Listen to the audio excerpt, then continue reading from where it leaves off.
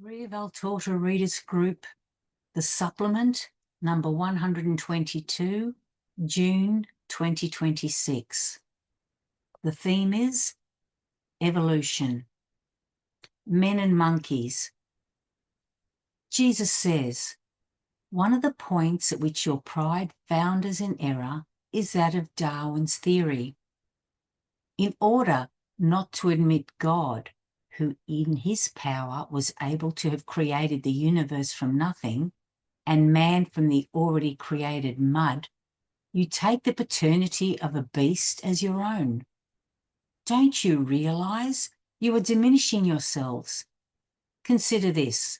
Won't a beast, no matter how exemplary, selected, improved, and perfected in form and instinct, and, if you wish, even in mental formation, will always be a beast? Don't you realize this? This testifies unfavorably regarding your pride as pseudo-supermen. But if you fail to realize, I will not be the one to waste words to make you aware of it and converted from the error. I ask you only one question, which in your great numbers you have never asked yourselves. And if you can answer me with facts, I will no longer combat this degrading theory of yours.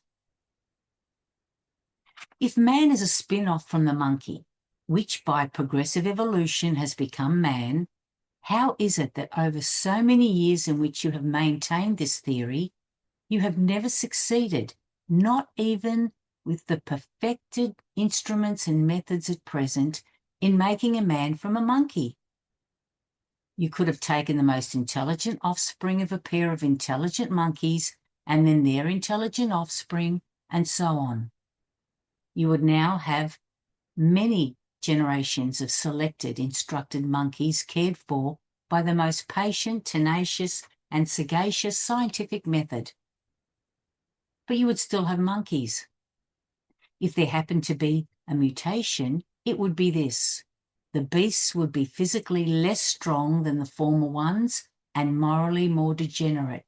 For, with all your methods and instruments, you would have destroyed that perfection of the monkey which my father created for these quadrumans. Another question. If a man came from the monkey, how is it that man, even with grafts and repugnant forms of cross-fertilization, does not now become a monkey again? You would be capable even of attempting these horrors if you knew that it could give approbative sanction to your theory. But you do not do so because you know that you would not be able to turn a man into a monkey. You would turn him into an ugly son of man, a degenerate, perhaps a criminal, but never a monkey. You do not try to because you know beforehand that you would get a poor result and your reputation would emerge there in ruins. For this reason, you do not do so, for no other, for you feel no remorse or horror over degrading a man to the level of a beast to maintain a thesis of yours. You are capable of this and of much more. You are already beasts because you deny God, and you kill the spirit which distinguishes you from the beasts. Your science causes me horror. You degrade the intellect, and like madmen, you don't even realize you are degrading it. In truth, I tell you that many of the primitive are more men than you are. Notebooks, 1943, pages 591 to 593. Advance and decline. Jesus says, men speak of evolution, of a superman. Well then, let us consider man as I found him, brought to this point later after his descent from paradise. There is not an advance, but a decline. Evolution? When today's proud and false philosophers speak of evolution, they presuppose the concept of ascent. but to evolve means to proceed from one point to another. And then one can proceed by spirals, either upwards or downwards. If you can't make a spiral, then make a parabola. Do you see? If he had moved on the side that is right, he would have evolved towards heaven. But he wanted the left side. That's the current superhuman, today's evolved one who thinks it is madness to live at least as a man if he is unable to become an angel. And he calls himself a victim because I exhort him to live as a man. And he calls me mad. Yes, quite mad. Because of love. Notebooks, 1945 to 50, pages 121 to 123. Seth, Cain and Science. Valtorta says, I heard the news that they had discovered skeletons of an ape man in a cave. I was left pensive, saying, how can they assert this? They must have been ugly men. There are ape-like faces and ape-like bodies even now. Were primitive men perhaps different from us in their skeleton? But another thought came. But different in beauty. I cannot think that the first men were uglier than we are, since they were closer to the perfect model that God had created, who was certainly very handsome as well as very strong. I considered how the beauty of the most perfect work of creation had managed to become so degraded as to allow scientists to deny that man had been created as man by God and was not an evolution from monkey. Jesus spoke to me and said, look for the key in chapter 6 of Genesis. Read it. I read it. Jesus asked, do you understand? No, Lord, I understand that men at once became corrupt and nothing more. I don't know how the chapter is connected with the ape man. Jesus smiled and said, you are not the only one who does not understand. The learned and scientists do not understand, nor do believers or atheists. Pay attention to me and start reading. When men began to multiply on earth and daughters were born to them, the sons of heaven, O children of Seth, saw how beautiful the daughters of man, daughters of Cain, were. And so they took for their wives as many of them as they chose. At that time, the Nephilim appeared on earth, as well as later, and the sons of heaven had intercourse with the daughters of man, who bore them sons. They were the heroes of old, the men of renown, the men who, because of the strength of their skeletons, impress your scientists who deduce that at the beginning of the ages, man was much taller and stronger than he is now. And from the structure of their cranium, they deduce that man derives from the ape. These are the usual errors of men in the face of the mystery of creation.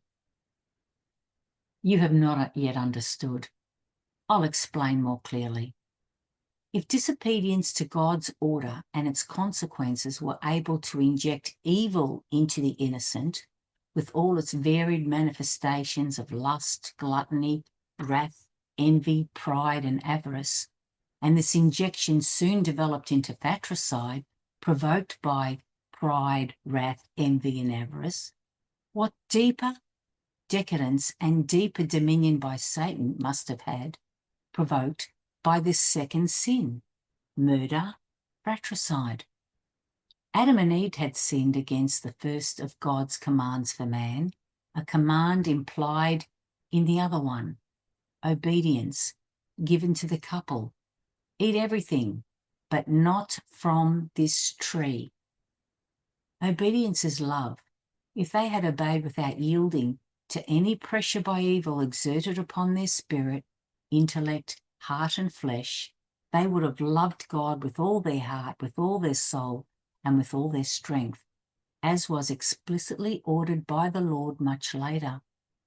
They did not, and were punished, but they did not sin in the other branch of love, love for one's neighbour, for they did not curse even Cain, but wept over the one dead in the flesh and the one dead in spirit in equal measure, recognizing that the pain which God had permitted was just, because they had created pain with their sin and had to be the first to experience it in all of its ramifications. They thus remain children of God, and along with them, the descendants coming after this pain. Cain sinned against love for God and love for his neighbour. He violated love completely, and God cursed him, and Cain did not repent. He and his children were thus nothing but children of the animal called man. If the first sin of Adam made man degenerate to such a degree, what measure of decadence must have been produced by the second, to which God's curse was joined? What must have been the sources of sin in the heart of the animal man, and what power must they have reached after Cain had not only listened to the counsel of the accursed one, but embraced him as his beloved master, killing as ordered by him? The descent of one branch, the one poisoned by Satan's possession, knew no rest and took on 1,000 faces. When Satan seizes, he corrupts in all ramifications. When Satan is king, the subject becomes a Satan, with all its unbridledness of Satan, a Satan going against divine and human law, a Satan violating even the most elementary and instinctive norms of life among men endowed with a soul, and becoming brutish with the foulest sins of bestial man. Wherever God is not present, Satan is. Wherever man no longer has a living soul, he is the beast man. The beast loves beasts. Carnal lust, more than carnal because it is seized and sharpened by Satan, makes him avid for all unions. What is horrid and disturbing, like a nightmare, strikes him as beautiful and seductive. What is licit does not satisfy him. He is too little. It is too little and too honest. He is mad with lust for what is illicit, degrading, and bestial. Those who are no longer children of God, because with their father and like their father they had fled God to accept Satan, ventured precisely into what is illicit, degrading, and bestial. And they had monsters as sons and daughters, those monsters who now impress your scientists and lead them into error. Those monsters who, because of their powerful physique, savage beauty, and ferocious boldness, are the results of the union between Cain and the beasts, between the most beastly children of Cain and the brutes, who seduced the children of God, that is, the descendants of Seth. It was then that God, to keep the branch of the children of God from being entirely corrupted by the branch of the children of men, sent the universal deluge to extinguish men's lust under the weight of the waters and destroy the monsters begotten by the lust of the godless, insatiable in sensuality, because they were aroused by the fires of Satan. And man, contemporary man, jabbers about somatic lines and zygomatic angles, and in not wanting to admit a creator because he is too proud to acknowledge he has been made. He admits descendant from beasts in order to say to himself, we evolved from animals into men by ourselves. He degrades himself, practices self-degradation, because he refuses to humble himself before God. And he is sinking. Oh, he is really sinking. In the times of the initial corruption, his appearance was animal. Now his thought and heart are, and his soul, because the deeper and deeper union with evil has taken on Satan's visage in too many cases. Write this dictation in the book. I would have dealt with the subject in greater breadth, to refute the blameworthy theories of too many pseudo-experts. But there must clearly be a punishment for those who do not want to hear me in the words you write under my dictation. I would have revealed great mysteries so that man would know now, but the times are ripe. It is no longer a time to content the masses with fables. Under the metaphor of the ancient stories, there are the key truths for all the mysteries in the universe, and I would have explained them through my little patient John, Maria Valtorta, so that man would draw strength from knowing the truth against the remains of a pseudoscience atrophying the heart, and it will assist an already strong spirituality, which they may see the unmistakable sign of God in everything. Notebooks, 1945 to 50, pages 315 to 317. Evolution and creation. Let the rationalists find their way to believe. Reason is a great thing. It is a great thing to be a rational creature, but the spirit is a far greater thing.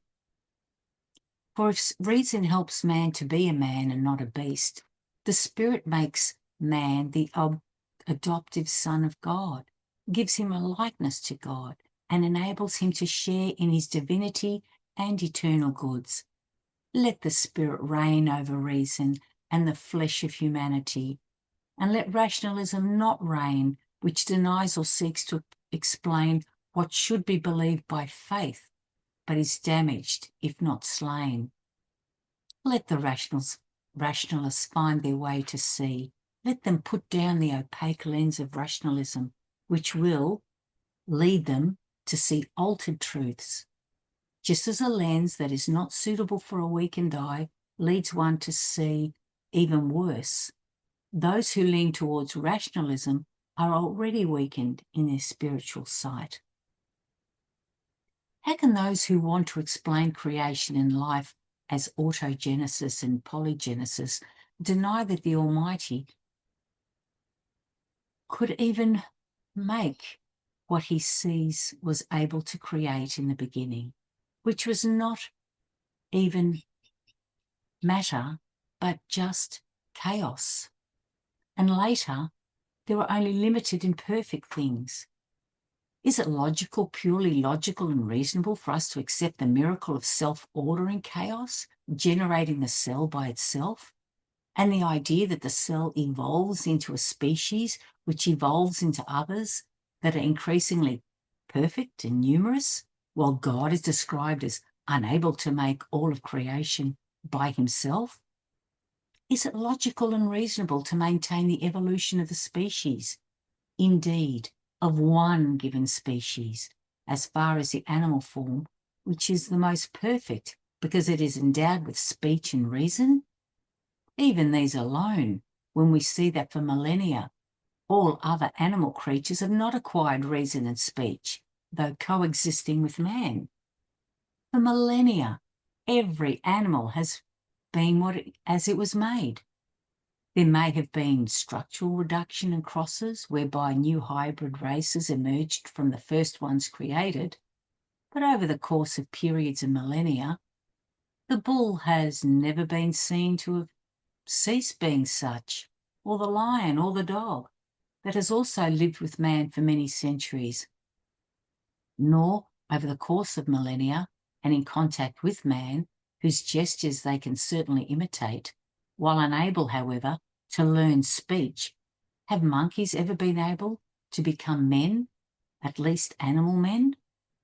It is lower creatures themselves that, with the evidence of the facts, contradict the lucubration of those cultivating exclusively rational thought. They are as they were. They testify to the omnipotence of God with the variety of species, but they have not evolved. They have remained as they were, with their instincts, their natural laws, and their special mission, which is not ever useless, even if it may seem to be. God does not perform useless or totally harmful works. The snake's venom is itself useful and has a reason for existence. It is not the tokens of science that opens the gates of the kingdom of heaven, but the golden coins of faith in the revealed truths and the golden coins of hope in eternal promises and the golden coins of charity practiced. Notebooks 1945 to 50, pages 601 to 604. No evolution.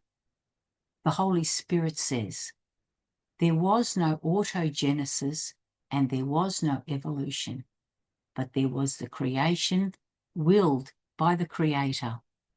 The reason of which you are so proud should convince you that the initial thing cannot form itself from nothing, and from a unique and initial thing cannot come everything.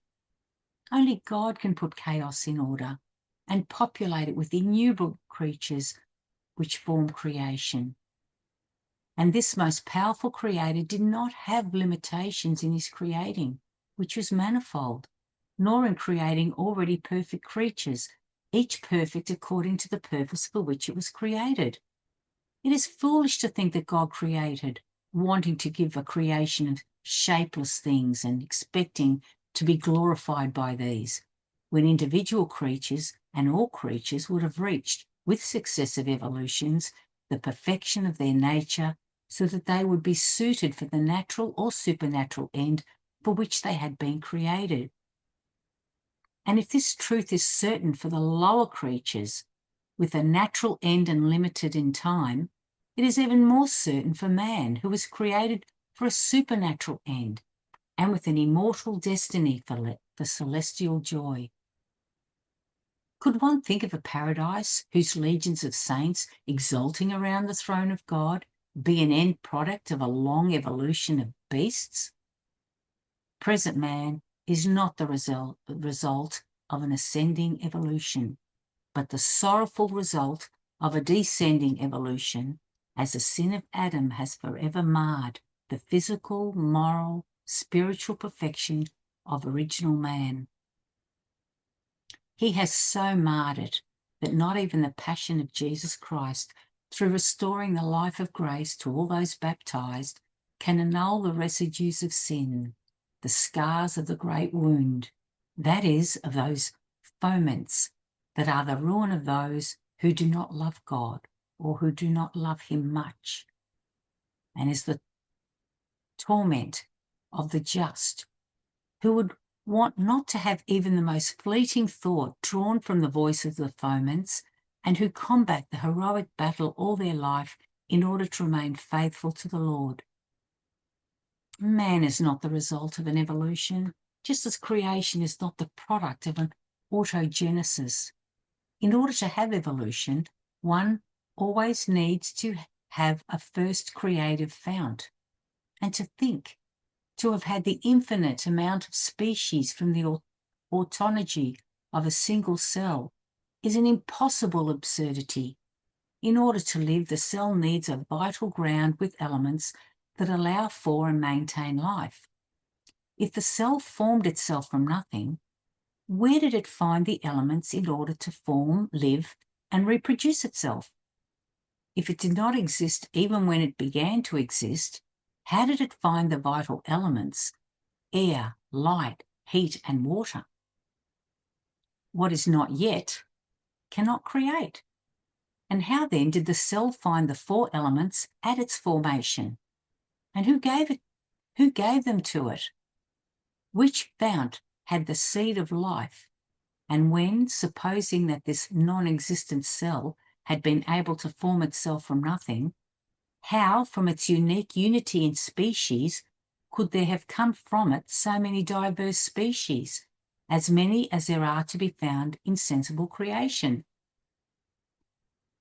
Stars and planets, clods of earth, rocks, minerals, the varied and innumerable species of the plant kingdom, the even more diverse and numerous species of families of the animal kingdom, from vertebrates to invertebrates, from mammals to oviparous, from the quadruped to the quadruminous, from amphibians and reptiles to fish, from ferocious carnivores to docile ovines, and from those which are armed and covered by hard, offensive and defensive armours, to insects that even the slightest thing is enough to destroy, to the gigantic inhabitants of the virgin forests, to the assaults to which none resist but those of their own equal colossal counterparts, to all the classes of anthropoids up to the protozoa and bacillus,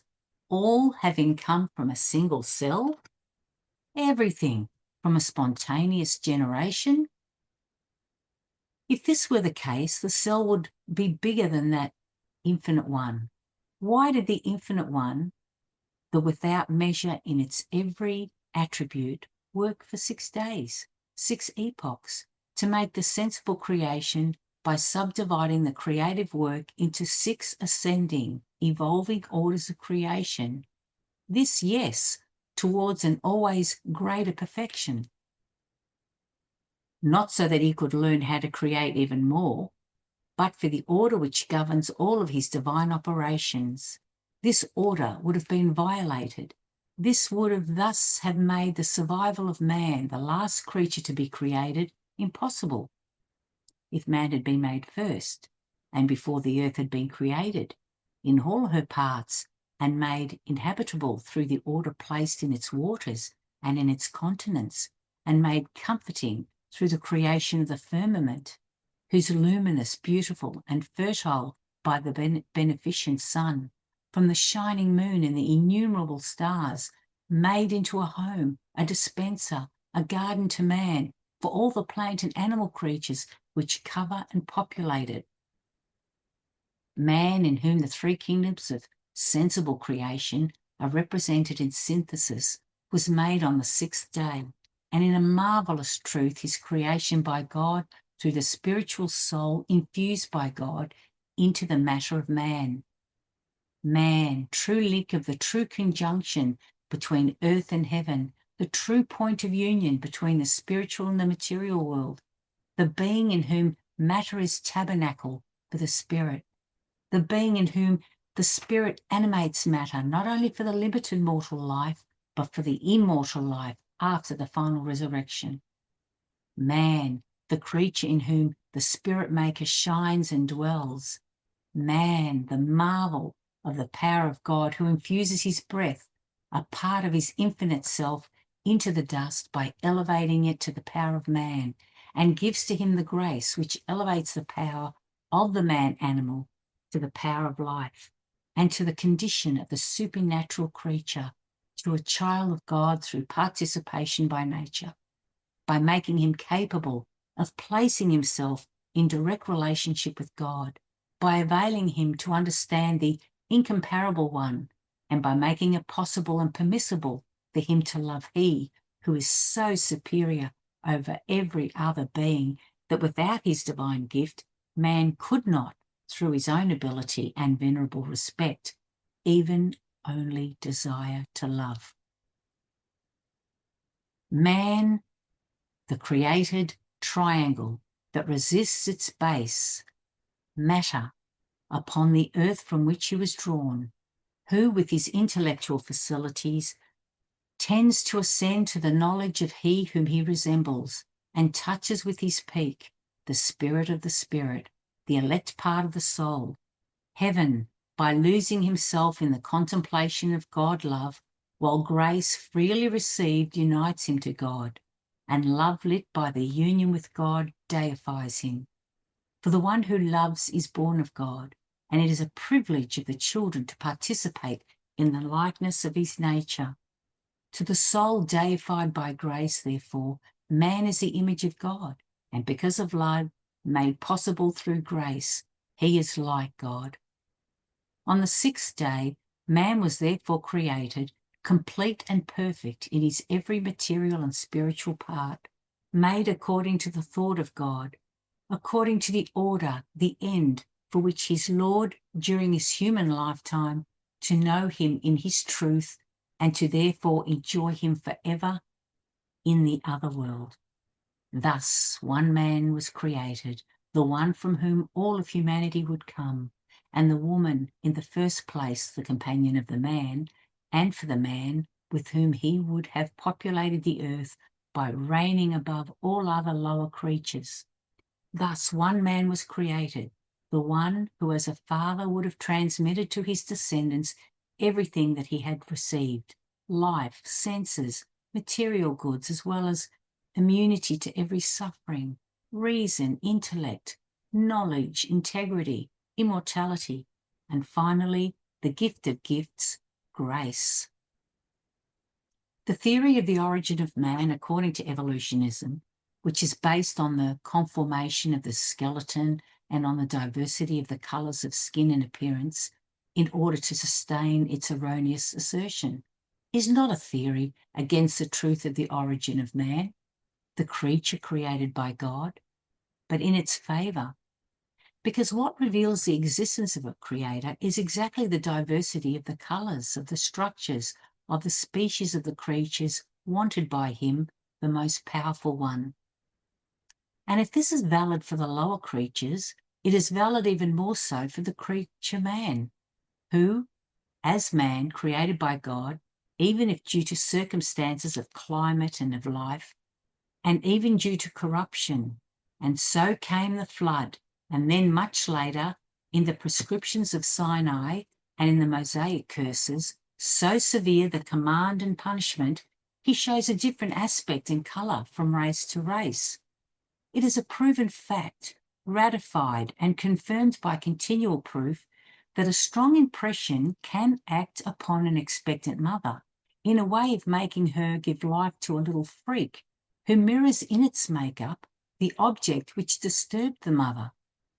It is also a proven thing that the long coexistence amongst peoples of a different race than the Aryan produces, through a natural mimesis, a transformation more or less marked of the traits of an Aryan face in whose people who are not Aryans. It is also proven that special environmental and climatic conditions have an influence on the development of the limbs and on the colours of the skin. Therefore, the clouds on which the evolutionists would like to base the edifice of their presumption do not sustain it, but actually favour its collapse. There perished in the flood the corrupt branches of humanity groping in the darkness consequent to the fall, darkness in which only for a few just ones, as though heavy fogs, were reached once again a sole ray of their lost star, the memory of God and his promise. Therefore, once the monsters were destroyed, humanity was preserved and multiplied again from the lineage of Noah, judged by God. Then it was returned to the first nature of the first man, still made of matter and spirit, and remained so even after sin had stripped the spirit of divine grace and of its innocence. When and how was man to receive the soul if he was the end product of an evolution of brutes? Is one to suppose that brutes receive the spiritual soul together with animal life, the immortal soul, the intelligent soul, the free soul? Just the thought of it is blasphemous. How then could they pass on what they did not have? And could God have offended himself by infusing the spirit soul, his divine breath, into an animal which had evolved for as long as one wishes to think, but nevertheless having come from a long procreation of brutes? Even this thought is offensive to the Lord. Romans, pages 135 to 40.